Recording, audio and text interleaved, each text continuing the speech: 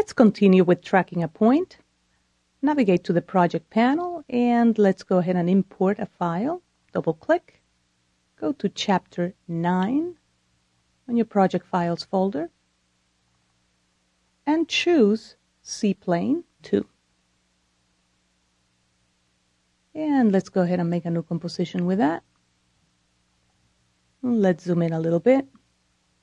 Let's shorten this to about 5 seconds or so. Bring your CTI there.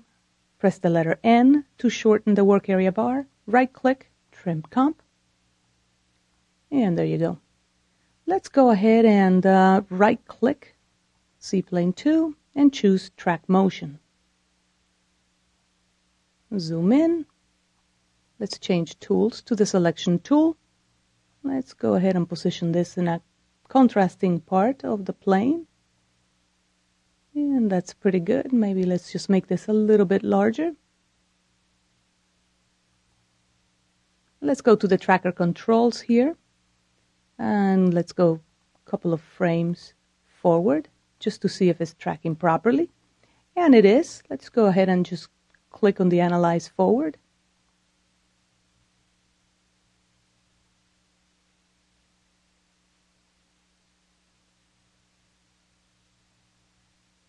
And it did a pretty good job. Let's go ahead and select this and press U so that we can see the actual keyframes that were formed. Feature Center. Let's go ahead to the graph editor. You can see that there's a lot of jumping parts here. We can switch the view of the graph editor so that it shows us values and not speed. And there you go. This is not too bad. Let's just go ahead and exit the graph editor view. And let's go back to the composition panel. Move the CTI all the way at the beginning and let's draw an arrow. To draw an arrow, let's grab the star tool. We could also grab the polygon tool.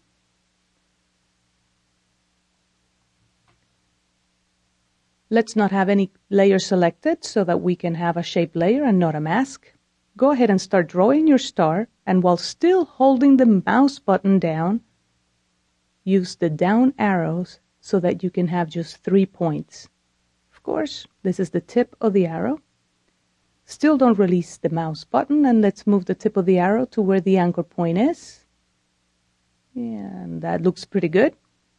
And now you can release the mouse button. Let's go ahead and grab the rectangle tool and draw the body of the arrow. Click on the shape layer to select it. Click on the word stroke and make sure no stroke is visible. Click OK. And there you go. We have an arrow now. Go ahead and select your selection tool and double click the C-Plane layer. Go to the Tracker Controls panel and click on Edit Target. Make sure that the layer that is selected is the shape layer that we just created. In other words, the arrow. And click OK. We can now click on Apply. Make sure X and Y are selected and click OK. Click on the shape layer. Press the letter A and scrub the anchor point value so that we can adjust this a little bit more. And RAM preview it. That's 0 on the numeric keypad.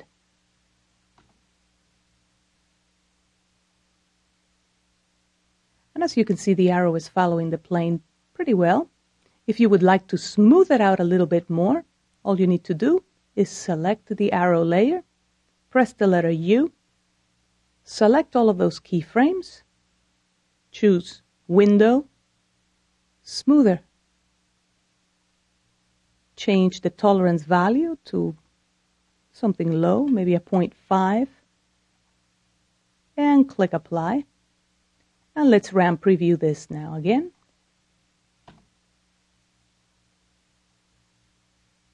Much better. And this is how you track a point using the tracker controls in After Effects.